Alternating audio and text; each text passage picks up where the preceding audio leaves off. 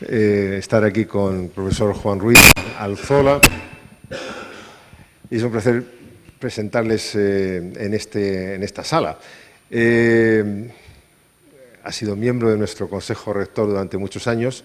El Instituto le debe mucho al profesor Juan Ruiz y para mí es una satisfacción especial que hoy nos imparta este seminario aquí. Entre otras cosas porque es muy activo buscando aplicaciones de la ingeniería de nuestro centro a ámbito de la medicina. Y estas aplicaciones pueden ser muy importantes también para nosotros. Nuestra intención es diversificar las capacidades que tenemos en el centro para transmitir o para transferir a otros ámbitos ese conocimiento y esa capacidad, de forma que podamos conseguir entre todos mejorar el funcionamiento científico-tecnológico de nuestro.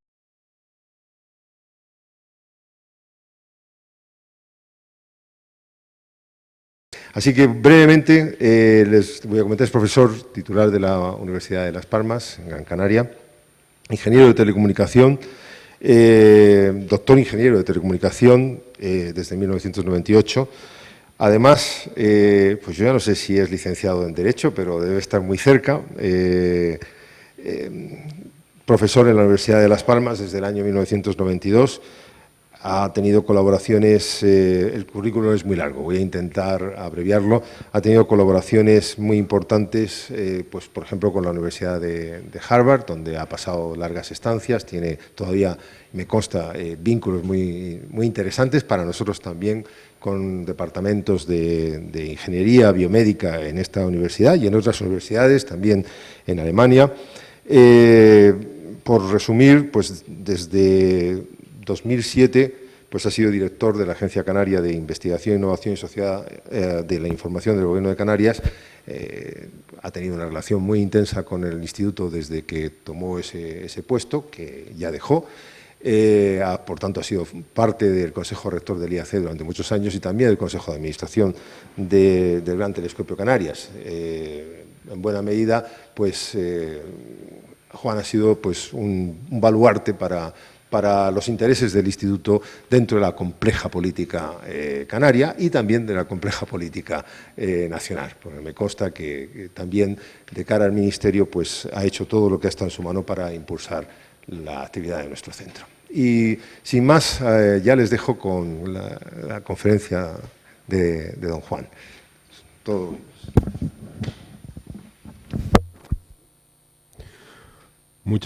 Buenos días, muchas gracias, Rafa, por la presentación.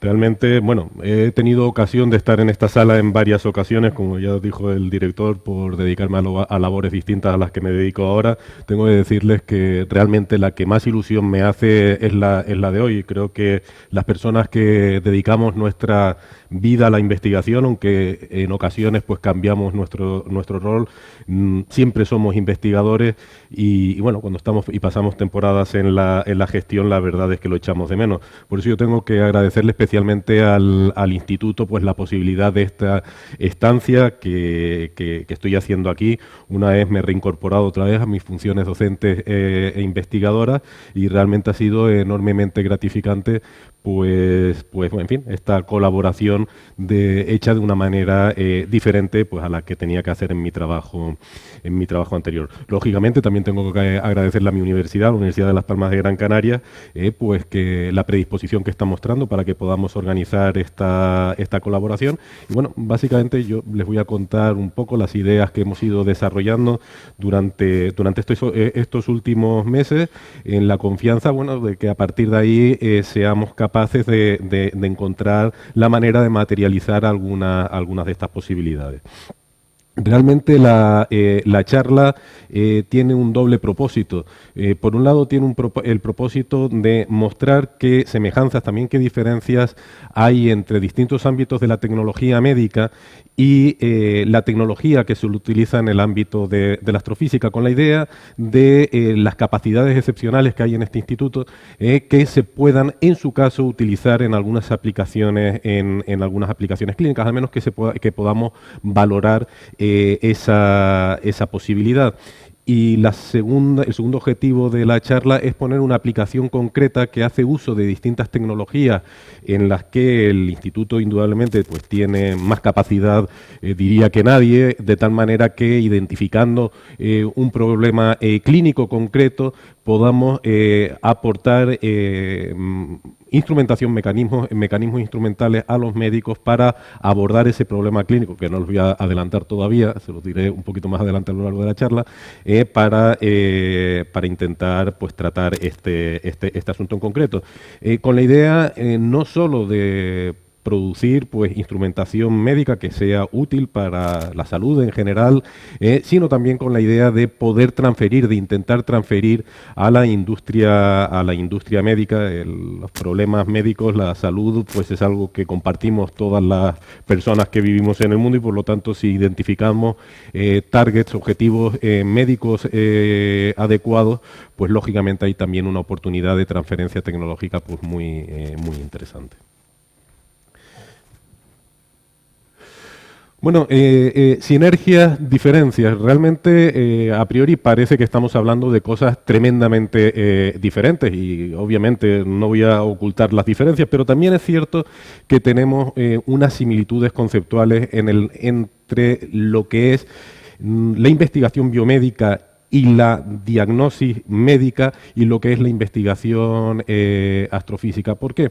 Pues básicamente por una cuestión muy sencilla, y es que en ambos campos es fundamental el estudio de la radiación electromagnética que de una manera o de otra llega a distintos sistemas de sensores. Hombre, indudablemente en el caso médico tenemos una ventaja, y es que el cuerpo está ahí cerca, con lo cual podemos actuar sobre la biología, y al actuar sobre esa biología pues somos capaces de estimular radiación, podemos hacer pasar la radiación que queremos. Ahora haremos un repaso rápido y lógicamente pues en la investigación astrofísica pues lo que necesitas es elaborar sensores pues enormemente sensibles para tomar una radiación que es la que básicamente te llega, excepción hecha lógicamente la óptica adaptativa, que ahí sí tienes una cierta capacidad pues de retocar lo que te llega, pero indudablemente hay unas sinergias que yo creo que podemos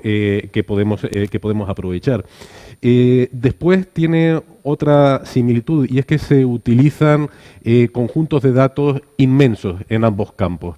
En el caso, he puesto una comparación un poco tonta, pero bueno, pero no deja de ser una comparación. Pues si en la Vía Láctea hay pues eso, unos 100.000 millones de estrellas, en el cuerpo humano hay 400 veces más células, por lo tanto estamos hablando de una cantidad de datos inmensa en ambos casos, porque en última instancia en un organismo biológico una célula puede generar un problema. Evidentemente estamos muy lejos de poder hacer un mapeo integral a nivel celular de todo el organismo, como probablemente estemos todavía muy lejos de poder hacer lo propio en el ámbito astronómico, pero estamos viendo de qué dimensiones estamos hablando. Matemáticamente probablemente también.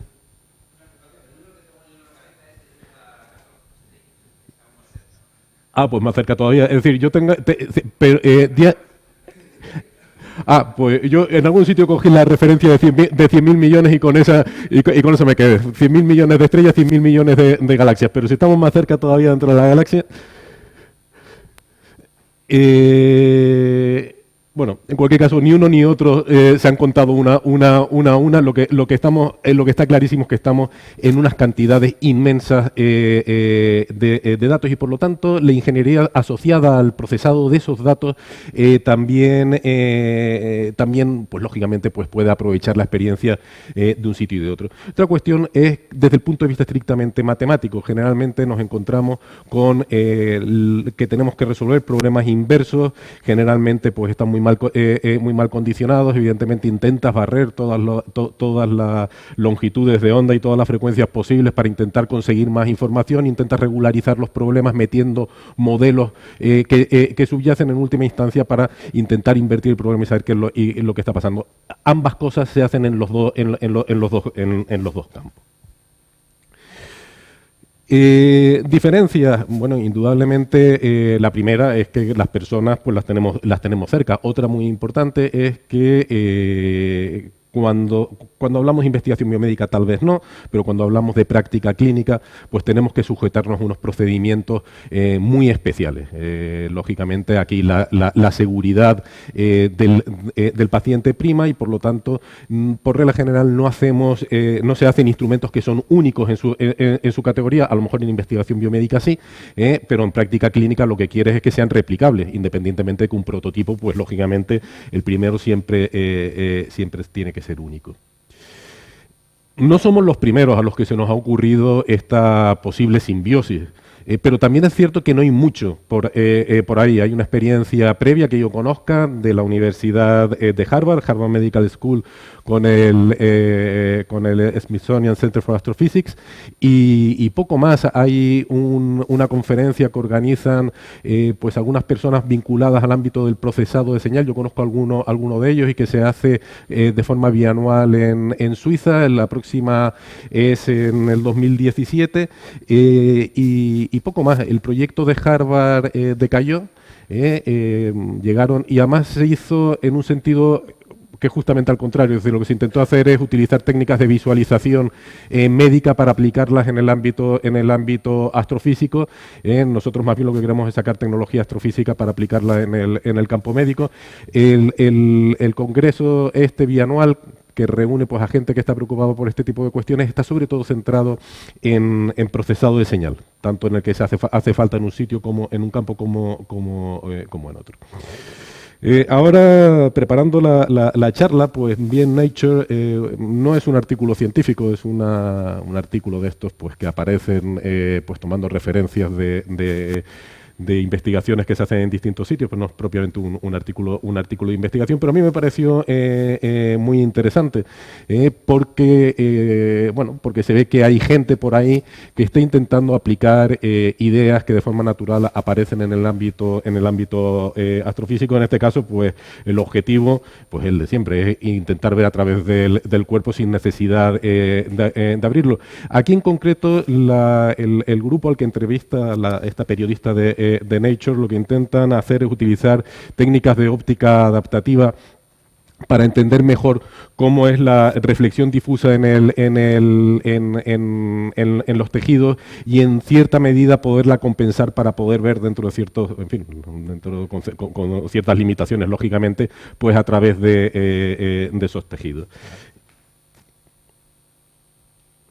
Bueno, vamos a ver rápidamente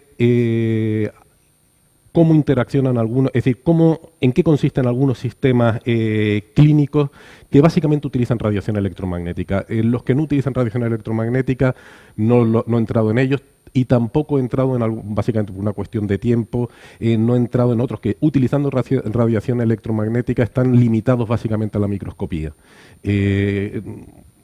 He intentado hacer una selección de lo que creo que más rápidamente, en primer lugar, de lo que es más informativo y en segundo lugar, de lo que más rápidamente podríamos utilizar.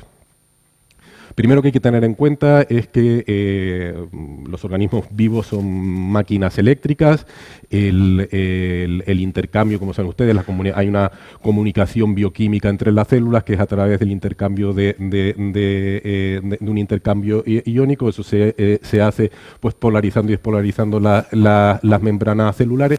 Yo aquí con lo que me quiero quedar es con dos cuestiones. En primer lugar, el margen temporal, el frame temporal del que estamos hablando, el ancho del pulso de polarización o de polarización, lo que es el potencial de acción viene a tener, dependiendo de la célula, entre 1 y 100 milisegundos. Esto les da una estimación de resolución temporal máxima. Las señales biológicas son lentas, por tanto. Y en cuanto a resolución espacial, las células, por regla general, están entre 10 y 100 micras. Las hay un poco más pequeñitas, las hay un poquito mayores, pero esas son básicamente las dimensiones. Dentro del enorme campo de la electrofisiología se intenta medir directamente la señal eléctrica que proviene de esos potenciales de acción, y eso ha dado lugar pues, a campos pues, tan diversos como puede ser la electroencefalografía, donde se intenta ver a partir de electrodos que se ponen en la superficie de la cabeza, pues dónde se originan esas señales eléctricas, la electroencefalografía, y lógicamente se estudian los patrones temporales de esas señales, o la electromiografía, que es para estudiar la actividad eléctrica de los músculos. Hay mucho hecho en este campo. Estamos hablando siempre de baja frecuencia. Termometría. La termometría, medir la temperatura del cuerpo, desde hace muchísimo tiempo se sabe que correla de alguna manera con estados de enfermedad o de salud. No es hasta relativamente reciente, es relativamente reciente lo que es el termómetro clínico, es de la segunda mitad del siglo XIX.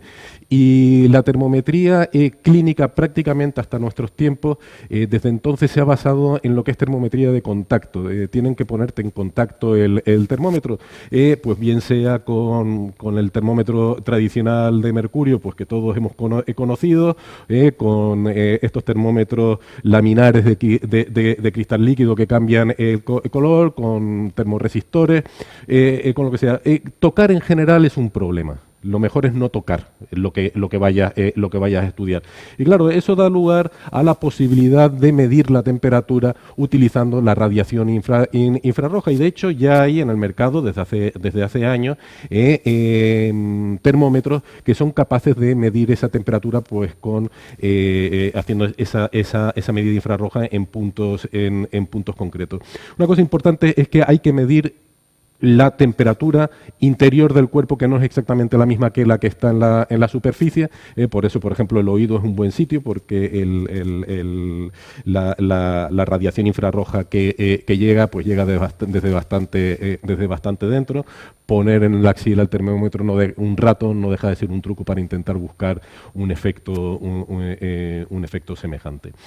Me quedo con un primer dato también, y es el coste que tiene un termómetro infrarrojo de estos de oído de 30 euros, para que lo mantengamos en la cabeza. Y una curiosidad, y es que Galileo no solo inventó el telescopio y hizo otras muchas cosas, sino que también inventó el primer termómetro del que se tiene conocimiento, un termoscopio de fluido que, por cierto, ahora venden una variante en muchos establecimientos que dicen que no es el mismo, en fin, la misma idea que la de Galileo, pero no deja de ser, bueno, una curiosidad simplemente. Otros dispositivos médicos. Estos dispositivos médicos los he seleccionado porque tienen un componente tecnológico, han supuesto un cambio tremendo en la práctica y en el manejo de enfermedades y en la práctica clínica, y son muy baratos. El pulsioxímetro que te ponen en el dedo, que puede comprarlo uno y llevárselo a casa. Aquí lo que se aprovecha es una ventana en rojo e infrarrojo cercano que tiene el tejido, que es prácticamente transparente. La absorción se debe en esas longitudes de ondas principalmente a la hemoglobina, y hay a la hemoglobina y a la melanina superficial, pero no olvidamos de la melanina, nos quedamos con la hemoglobina. La hemoglobina puede estar oxigenada o sin oxigenar. Y los picos, el espectro no es el mismo. Se puede hacer una espectrometría diferencial muy sencilla, y justamente esa espectrometría diferencial muy sencilla es lo que nos permite identificar si está oxigenado o no está oxigenado, o no está bien oxigenado. Es de pulso porque, lógicamente, con el latido cardíaco pues cambian el volumen, entonces se intenta hacer un gating, ¿no? Una sincronización con el latido. En el caso de los glucómetros no tienen nada que ver con lo que nosotros vamos a hablar, pero lo indico simplemente porque vuelvo a ser un ejemplo de un dispositivo, muy barato, muy efectivo basado en la tecnología. No tiene nada que ver con la radiación electromagnética. En este caso lo que se hace es un efecto puramente electroquímico. Cuando se pone la gota de sangre en un electrodo reactivo que es la tirita, y eso produce pues una corriente. Pero si se fijan en la parte de abajo, pueden ver un teléfono, y este teléfono es un teléfono convencional, y justo conectado al teléfono lo que hay es un glucómetro. La capacidad de procesado, lógicamente la del teléfono, pero uno puede poner eso y quitarlo, y las tiras pues las mide directamente allí. Estamos hablando de sistemas que no llega ninguno a los 100 euros, 30, 60, 70 euros. Bueno, pasamos a las modalidades mayores. Rayos X, saben ustedes que lo que se hace es simplemente mirar la absorción de los distintos tipos de tejido. Eso pues correla con distintas situaciones potencialmente patológicas, y cuando menos da una aproximación a cuál es la anatomía.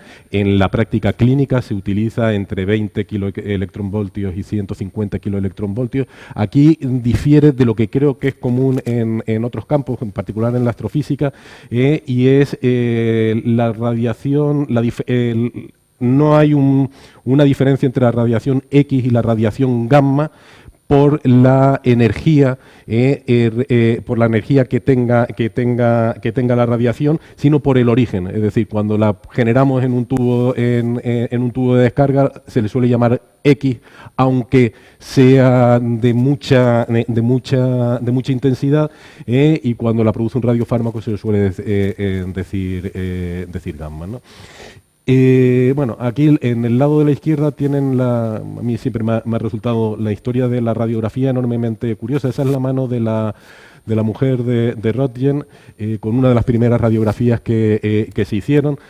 Al lado tienen cómo se hacía fluoroscopia en los primeros tiempos. La fluoroscopia es una radiografía rápida, que permite ver en tiempo real, o más o menos en tiempo real, qué es lo que está pasando. Después ya tienen ahí a la derecha pues sistemas modernos. Lo de la derecha es una mamografía, que es el sistema estándar de screening, de prevención del cáncer de mama, como saben. Y realmente es interesante en el caso de la radiografía, y llamativo la cantidad de burradas que se han hecho a lo largo del tiempo. Utilizaban los sistemas de rayos X en las zapaterías, por ejemplo, para medir el tamaño del pie y del zapato. Hay auténticas historias alucinantes con los rayos X y su utilización. Tomografía computerizada, muchas veces se le llama escáner vulgarmente.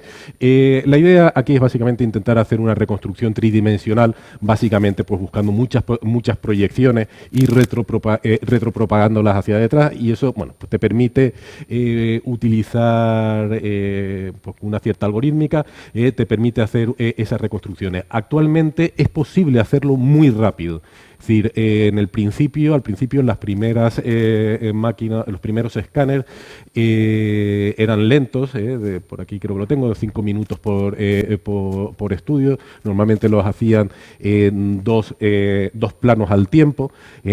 Ahora, pues cada scan, cada lámina, cada corte, pues estamos hablando de milisegundos, por ejemplo, en escáner cardíaco, en CT cardíaco. Tengan en cuenta que tenemos que congelar el corazón para poderlo pillar en distintas fases del ciclo. La tomografía computerizada dio lugar a 2 premios Nobel, uno Hounsfield, que era un ingeniero, y un médico, Cormack. Y aquí también hay una historia interesante, y es la financiación de la tomografía computerizada. El fabricante, el inventor fue EMI, que es no me acuerdo ahora, Electron Machine, no sé cuánto, Incorporated creo, que es una empresa inglesa que compró los derechos de los Beatles en su última fase. De hecho, en muy buena medida, el éxito de los Beatles permitió financiar las investigaciones de Hounsfield, que lo tenían prácticamente en un búnker, la idea estaba rondando, pero nadie había sido capaz de llevarla a cabo, y parece ser... tiene su parte de leyenda urbana y su parte de verdad, que los éxitos comerciales de los Beatles, cuyos derechos poseía esta empresa, pues tuvieron que ver con que pudieran financiar el primer prototipo en los años 70, y fue un boom absoluto. A lo mejor tenemos que apadrinar algún grupo de música.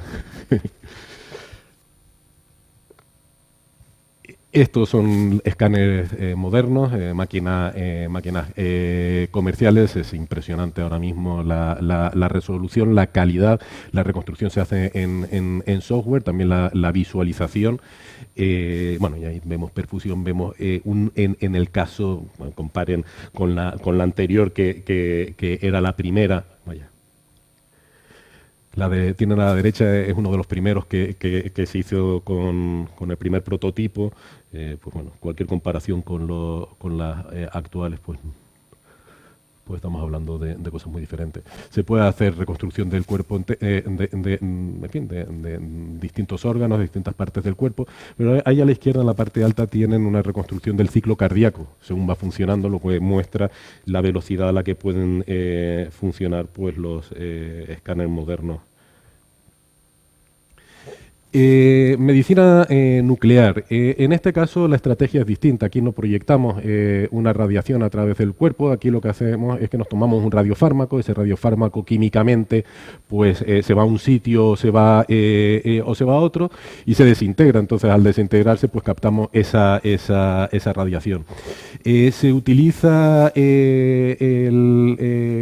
como elemento en los radiofármacos, principalmente el tecnecio, el isótopo 99 metaestable del tecnecio. Tiene un problema, y es que se desintegra muy rápido, y que hay que producirlo en reactores nucleares. Por lo tanto, realmente lo que se utiliza y lo que se lleva a los hospitales es molibdeno 99, que se puede convertir fácilmente en el tecnecio para utilizarlo.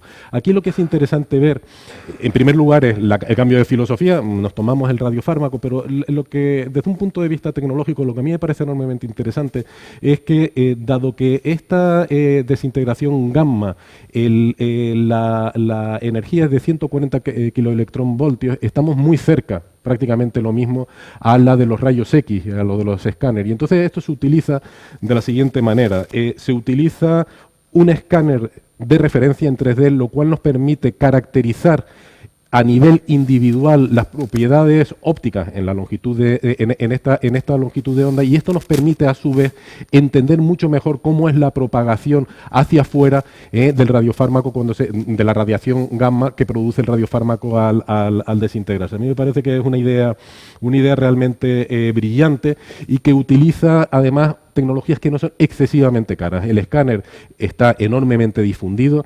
y el SPECT, la tomografía por emisión monofotónica, es una versión relativamente barata. La alternativa es el PET, que lo vamos a ver después, que es mucho más caro.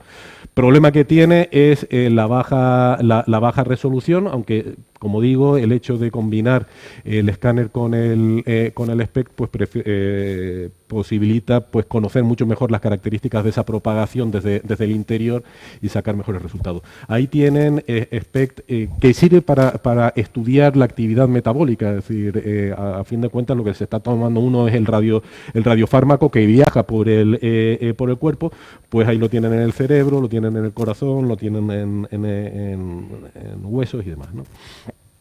En el caso del PET, seguimos en el caso en medicina nuclear, aunque ahora el radiofármaco lo que hace es, al desintegrarse, es un radiofármaco normalmente se utiliza carbono 11 y los otros que tienen ahí, es deficiente en neutrones, lo que hace es que el protón se desintegra, al desintegrarse pues produce un positrón que se encuentra con un electrón que está por ahí cerca y produce dos rayos gamma con una energía de 511 kiloelectronvoltios en direcciones perfectamente opuestas. Entonces se hace un gating, una sincronización para ver en detectores que rodean, lo tienen ahí en la imagen de la izquierda, que rodean al cuerpo, y entonces intentan obtener los instantes exactos en los que inciden en los detectores, y por retropropagación de muchos se puede conseguir el origen con mucha resolución, con una resolución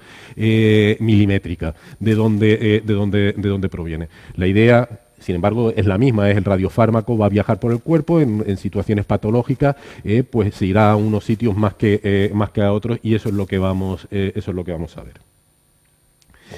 Resonancia magnética, en mi opinión, esta es una de las maravillas verdaderamente de la ingeniería moderna. Ha dado lugar a varios premios Nobel, entre otros a premios Nobel de Física, a Bloch y Purcell por el descubrimiento del efecto de resonancia magnética, posteriormente por el posicionamiento de la emisión en sistemas de imágenes médicas a la otra. Aquí, básicamente, me quiero quedar con dos cosas. El principio es simplemente que si tenemos núcleos que tengan un spin nuclear neto, se van a alinear cuando lo situamos en presencia de un campo magnético muy potente, y entonces si le pegamos un pulso de radiofrecuencia, pues los vamos a sacar de esa situación de equilibrio en la que están perfectamente alineados con el campo magnético, y al relajarse podemos medir la señal a través de la cual que nos muestra cómo están volviendo a su situación de equilibrio en presencia de ese campo. Entonces, la resonancia magnética nuclear es una modalidad instrumental habitual en química, de hecho, y no es fácil, y no fue fácil, de hecho, se tardaron muchos años, 30 años prácticamente, en aplicarla en medicina. El problema principal es el siguiente. Los pulsos de radiofrecuencia son radiofrecuencias, estamos hablando de megahercios. Por lo tanto, cualquier intento en esas frecuencias de hacer una localización precisa es absurdo. La cuestión es cómo somos capaces de localizar de dónde viene el pulso de radiofrecuencia cuando está volviendo la especie de la que se trate en el interior del cuerpo a su situación de reposo. Entonces, básicamente lo que se hizo fue un sistema de gradientes magnéticos que perfectamente posiciona, que permite precisamente posiciona el origen de la radiación, entendiendo que básicamente lo que vamos a hacer es generar una modulación de la señal del pulso de radiofrecuencia, y que vamos a poder demodularlo sabiendo cómo es esos gradientes de campo magnético. Es una idea enormemente brillante, permite hacer una localización del pulso de radiofrecuencia con una precisión submilimétrica cuando estamos hablando de longitudes de ondas de metros, y realmente, bueno, pues no en vano se llevó el premio Nobel Latterberg por la idea. Son distintos tiempos, dos tiempos de relajación los que se miden. Es posible hacer espectroscopía porque la velocidad angular de precesión pues es distinta dependiendo del núcleo del que se trate. Normalmente en medicina clínica se utiliza el hidrógeno.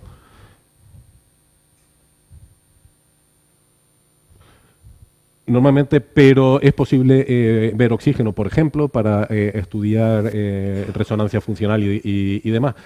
Estos son imágenes típicas de resonancia magnética, es adecuada para reconstruir los tejidos blandos principalmente. En el centro, en la parte alta, pues pueden ver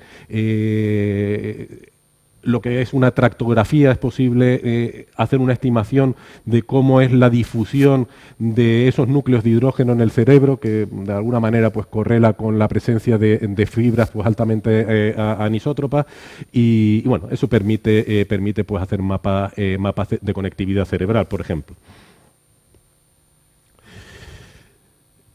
Y ya para terminar esta parte de revisión de técnicas de las que podemos sacar conclusiones interesantes, simplemente una mención muy rápida a la endoscopia y a la radiología intervencionista. Aquí la idea es, en el caso de la endoscopia, puede ser rígida o puede ser flexible, pero al final lo que te hacen es que te colocan, te meten un tubo, pues, o por un orificio del cuerpo, o porque te lo abren, entran y sacan la luz. Si es rígida, pues con un sistema de lentes, como si fuera un telescopio, pero mirando hacia dentro del cuerpo. Y si es flexible, pues lo sacas con una fibra óptica. Pueden ver en la parte de la derecha cómo es la cabeza del sistema de endoscopia. Ahí tienen luz, tienes que, lógicamente, que iluminar, tienes una óptica y después tienes dos canales que básicamente se utilizan pues para el instrumental o para meter aire. Indudablemente lo que podamos poner en donde está ese objetivo y que iluminando, pues según pueda interesar, pues obviamente pues abre muchísimas posibilidades. En el caso de la radiología intervencionista, la idea es más o menos parecida. Aquí normalmente pues entran con catéteres que pueden tener hasta 10 milímetros de diámetro por el interior pues de arterias o bueno. Una cuestión interesante es que los radiólogos intervencionistas, y aquí casi me da miedo porque el experto es el profesor Mainar, que lo tenemos por allí, pero una técnica que se utiliza habitualmente para evaluar la calidad de la pared vascular es el ultrasonido intravascular. Y una alternativa que nos podríamos plantear en el medio plazo, no en el corto plazo, pero sí en el medio plazo, es la tomografía óptica coherente. Es capaz de sacar imágenes en distintas profundidades con una resolución elevada, no tanto como una microscopía, pero la gracia está en que justamente de forma mínimamente invasiva, sin necesidad de extraer muestras, pues puede sacar datos enormemente interesantes para el médico. Y aquí esta parte es en la que realmente voy a comentar las cosas que creo que se podrían hacer de forma prácticamente inmediata. Todos son modalidades que están por ahí danzando, que existen. No estamos inventando ni mucho menos la modalidad, pero son modalidades que por distintos motivos no se han impuesto. Es decir, no se han impuesto, pero que tienen un enorme potencial y que recurrentemente aparecen como atractivas. La primera es la tomografía de impedancia eléctrica. Aquí básicamente la idea es rodeamos el cuerpo con unos electrodos, aplicamos unas corrientes eléctricas de baja frecuencia y hacemos una reconstrucción en 3D. Matemáticamente el problema es bastante antipático, pero se puede hacer. Se hacen con frecuencia, donde más se hacen es en el tórax, pero básicamente porque hay una diferencia de conductividad grande y cuando hay un problema en el pulmón, pues es relativamente evidente. Me quiero quedar con una idea y es el margen de frecuencias. De 500 hercios a 2 MHz es posible también hacer espectroscopía. Hemos visto, por lo tanto, baja frecuencia, hemos visto radiofrecuencia con el truco que comentamos con la resonancia magnética, hemos visto radiación pues muy energética, como ha sido con los rayos X y los rayos gamma. De alguna manera vamos a intentar barrer el espectro. Termografía. Al principio pues les comenté algo. Realmente el cuerpo es capaz de mantenerse a una temperatura estable. El intercambio de calor pues lo hace a través de la piel los vasos sanguíneos juegan un papel fundamental, enormemente fundamental en transportar el calor y en el sistema de autorregulación de la temperatura, de la temperatura del cuerpo, pero lo que pasa es que la piel en el infrarrojo térmico es realmente un cuerpo negro casi perfecto. Por lo tanto, a través de la piel no podemos ver lo que está pasando detrás. La piel, lógicamente, va a almacenar esa energía y la va a radiar en forma de calor. Por lo tanto, nos da una idea indirecta. La piel suelta el calor pues por conducción, por convección, por radiación, por evaporación, muy importante en los sistemas biológicos. Y cuando estamos en una situación normal, pues la potencia, haciendo los números, pues utilizando directamente la ley de Planck, pues nos da que nuestra potencia radiante está en torno a 100 vatios. Si hay aire fresco, por ejemplo, pues por convección pues iría mucho más. Si no estamos en presencia de corrientes de aire, pues las 2/3 partes del calor pues se pierde por radiación.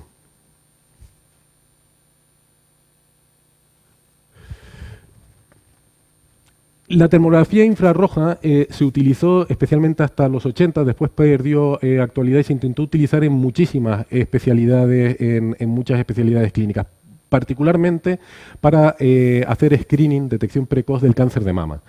La idea es básicamente que allá donde hay un tumor, allá donde hay una actividad metabólica especialmente activa, generalmente hay un incremento en la temperatura, y ese incremento en la temperatura, aunque es interior, va a repercutir en la piel pues relativamente pronto, y entonces podemos ver con bastante resolución cómo hacer mapas de la piel, de la temperatura en la piel, y eso correla pues con distintas situaciones patológicas.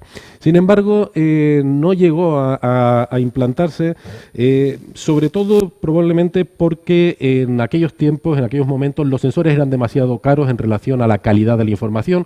Surgió la mamografía. La mamografía tiene problemas de que necesita una radiación ionizante, pero indudablemente es el método estándar.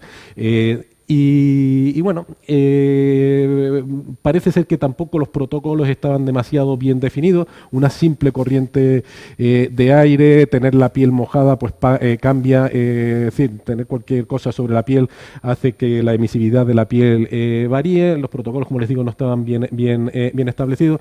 En definitivas cuentas que la modalidad decayó, pero con la caída de precios de los sensores se ha vuelto a despertar interés.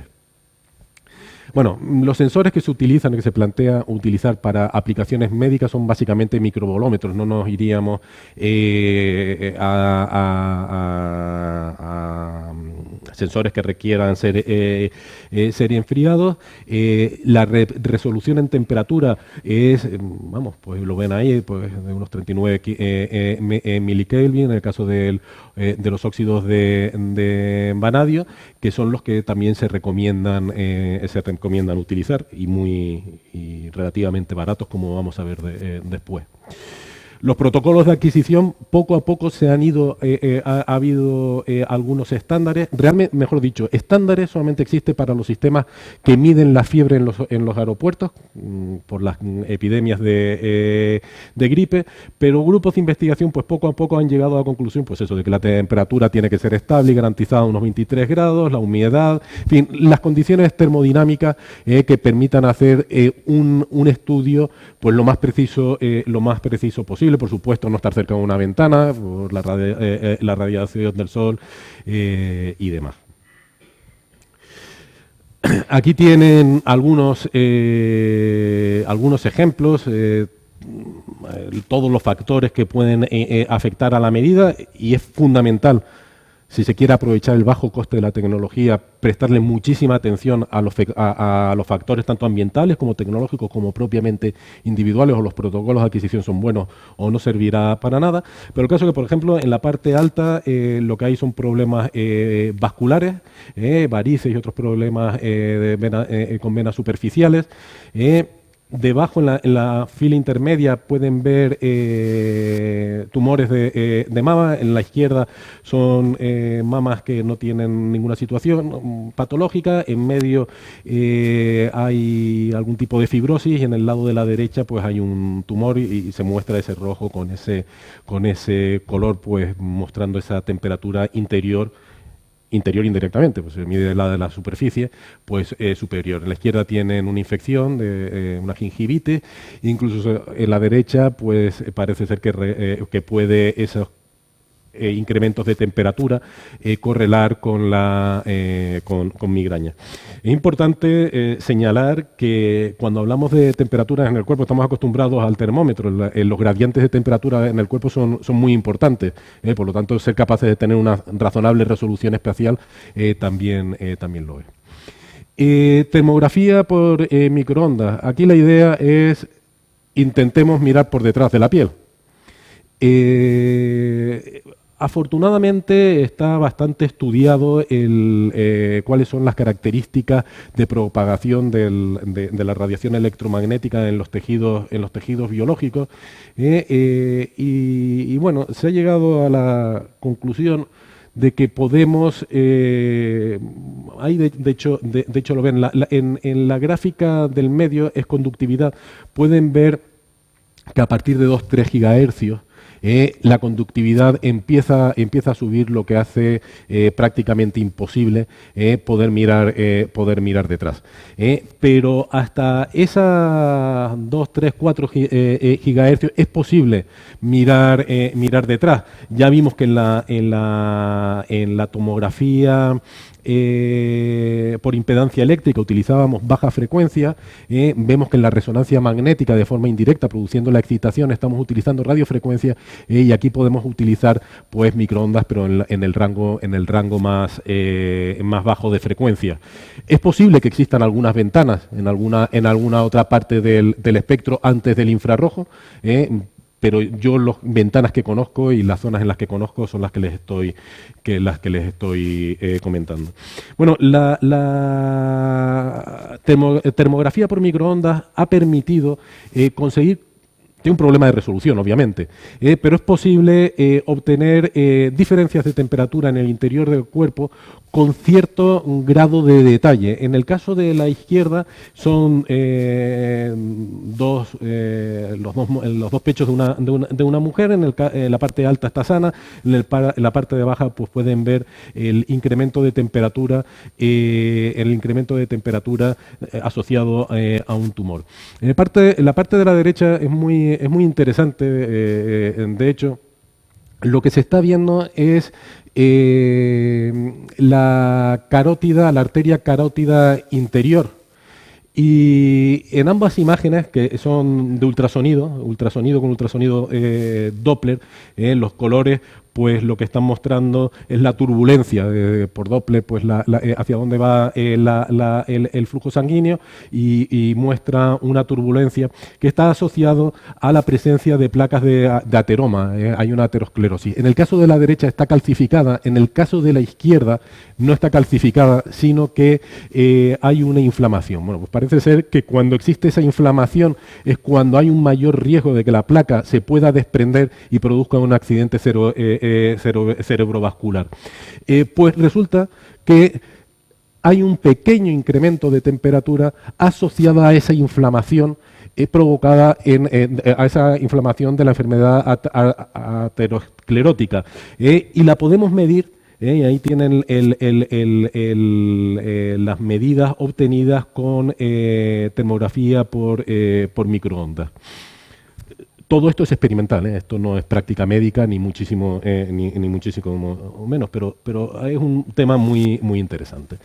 Cambiamos la longitud de onda, nos vamos al infrarrojo cercano. Les comentaba antes que en el infrarrojo cercano y en el rojo infrarrojo cercano, entre 600 y 1300 nanómetros, tenemos una ventana. Los absorbentes principales en esas longitudes de onda en la biología humana son la hemoglobina, la bilirrubina y la melanina. La melanina está asociada al tinte de la piel. la hemoglobina está asociada al transporte de oxígeno y si está oxigenada o está desoxigenada va a tener un espectro diferente y unas características de absorción diferentes. Y la bilirrubina es importante porque es un producto de descomposición de la hemoglobina. Su absorción, en el caso de la tienen distintas zonas, ¿no?, en el espectro donde tienen la máxima absorción. En el caso de la bilirrubina es en el ultravioleta. En el caso de la hemoglobina y la melanina, pues es en longitudes de onda mayores. Bueno, también, lógicamente, la absorción se puede deber pues, al agua que está presente en el cuerpo. Realmente les voy a hablar de infrarrojo cercano, pero, y por eso lo he puesto en la misma transparencia, hay que señalar el interés que puede tener el azul y el ultravioleta en el caso de intentar detectar la bilirrubina, por lo que les voy a contar después. Bueno, vemos porque hay una reflexión difusa.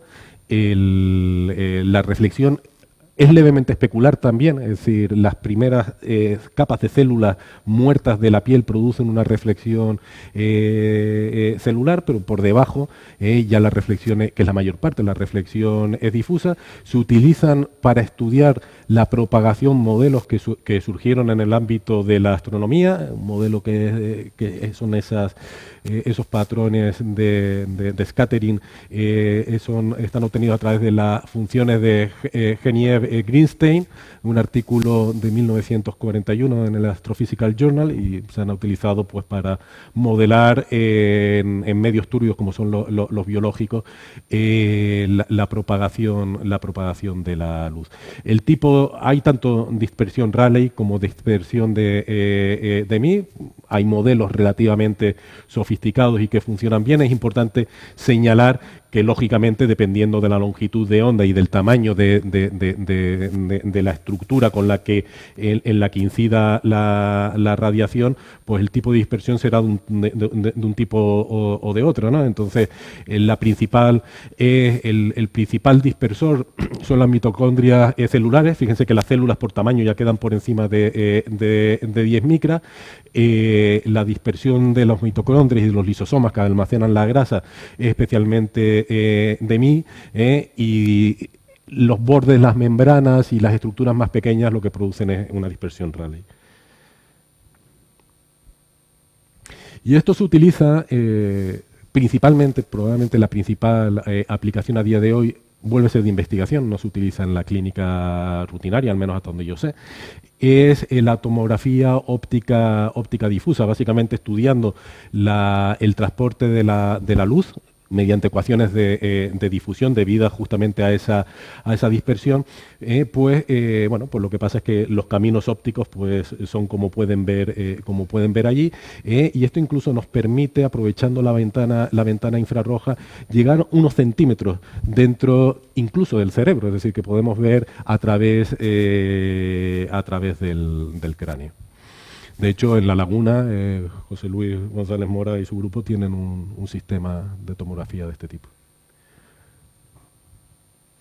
Imagen hiperespectral, ya por lo que hemos visto, pues es evidente. Queremos medir en todas las longitudes de onda que podamos. No les voy a contar un espectroscopio de rendija, pues saben mucho más que yo de esto, pero sí les voy a comentar el interés que tiene hacer espectrografía integral de campo, tan rápida como sea posible y lógicamente tan barata como sea posible también para poderla implementar, porque, como decíamos antes, en distintas longitudes de onda, pues vamos a ver cosas diferentes.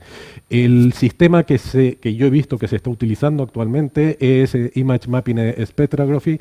No sé si se utiliza también en astrofísica, creo que son sistemas distintos los que se utilizan para la espectrografía de campo integral, pero desde luego hay un ámbito aquí pues muy importante. Una cuestión que hay que señalar es que que el tiempo es importante, los procesos biológicos, y entre esos procesos biológicos está el puro movimiento del paciente al que se le está tomando la imagen, o que se le está bajo inspección, pues te pueden dar al traste un estudio. Por lo tanto, es importante pues ser capaces de tomar imágenes que nos construyan el volumen en todas las longitudes de onda tan rápido como sea posible y simultáneamente. Obviamente eso hoy por hoy es muy caro, pero bueno, se está trabajando en el asunto. Y aquí ya nos vamos a lo que sería propiamente una propuesta de trabajo alrededor del instituto en colaboración. 2 minutos. Una propuesta de trabajo en colaboración en el instituto con distintos centros. Voy a saltarme. Primero es que, lógicamente, es importante que cualquier actividad no detraiga recursos de lo que es la actividad principal del instituto. Por otro lado, hay que centrarse en algún tipo de problema concreto. Hemos elegido la diabetes y en particular una patología específica, el pie diabético, porque tiene una elevada morbilidad, genera una cantidad de sufrimientos tremendos. Es un problema global, no solamente es un problema en Canarias, donde además la tasa de incidencia es alta. Y entonces aquí la idea es combinar 3 tecnologías.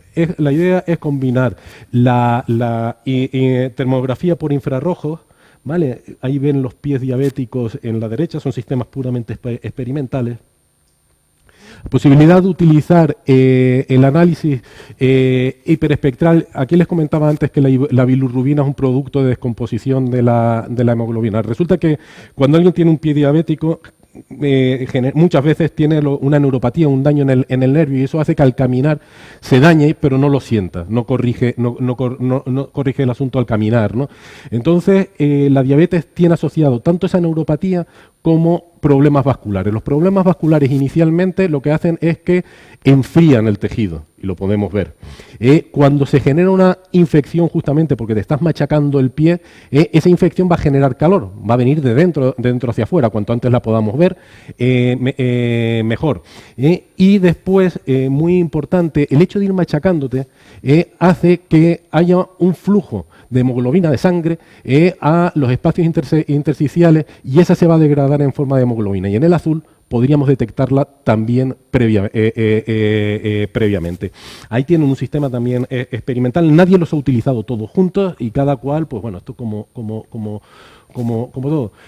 Podemos, estudiando y analizando las propiedades de difusión de la luz en el tejido, podemos incluso estimar el grosor. Por ejemplo, en la zona donde va a haber úlceras del pie, generalmente el grosor de la piel es mayor, y eso no es fácil identificar en una visita rutinaria al médico. Planteamiento, y termino, el planteamiento es el siguiente: diseñemos un sistema para el paciente en casa, muy barato, estamos hablando de 300 euros.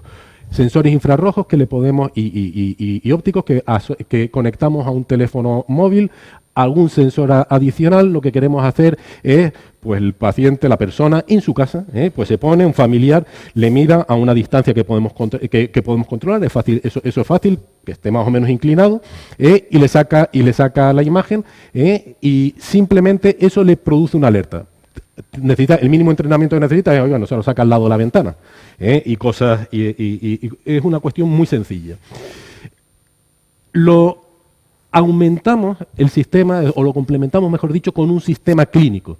El sistema clínico ya es un sistema que requiere calibración con cuerpo negro. El sistema del teléfono móvil nos va a dar imágenes de diferencias de temperatura relativas, por lo tanto, aquí nos interesan imágenes, temperaturas absolutas, nos permitan hacer comparaciones entre pacientes, entre sites. Intentamos hacer una reconstrucción 3D, es decir, ver exactamente la imagen en 3D de dónde viene, para intentar hacer fusión con otras modalidades volumétricas. Les he puesto ahí el juguetito porque es que realmente es posible con sistemas muy baratos que están comercialmente disponibles, hasta para jugar, hacer la reconstrucción 3D lógicamente en el visible y viendo la profundidad es lo que están haciendo, pero es muy fácil a continuación pues hacer el registrado de la imagen termográfica. Y hay dos módulos complementarios con la posibilidad de un tercero. Termografía por microondas. ¿Por qué? Porque a veces la infección aparece pues, más profunda, por ejemplo, asociada al hueso, y sería muy importante de forma no invasiva poderlo detectar antes de que se note en la piel. ¿Vale? Imagen hiperespectral, lo que les conté de la bilirrubina. Y no lo puse porque me despisté. Nadie ha probado tomografía por impedancia eléctrica. Es muy barata. Es muy barata. A lo mejor puede tener sentido hacerlo. Bueno, lógicamente necesitamos el sistema sea de clase 1, por eso totalmente pasivo, para que el proceso regulatorio sea el más sencillo. Simplemente necesita una evaluación clínica y una declaración de conformidad. No, es un proceso regulatorio rápido. Y bueno, para el futuro, pues simplemente es fácil aumentar el número de aplicaciones. Siempre es mirar primero desde fuera de forma no invasiva, después entramos dentro, por ejemplo, a través de endoscopios, a través de radiología intervencionista, es decir, de los catéteres. En algún momento nos podríamos plantear entrar en terapias térmicas y en su monitorización. Igualmente, en algún momento se podría plantear la microscopía. Por ejemplo, los métodos polarimétricos en biología, imagen biomédica, hasta el momento están limitados a la microscopía. Y un campo que les pasé por encima solamente es la tomografía óptica coherente, que está basada en métodos interferométricos y que nos da la posibilidad de conectarla a endoscopios y a catéteres. Y bueno, es eso. El profesor Kikinis, por cierto, de Harvard, estará por aquí en enero y dará una visión complementaria a la que he dado yo, más de la parte, digamos, de lo que es computación de imagen médica, más en lo que es la parte de algorítmica de reconstrucción de datos y demás. Muchas gracias.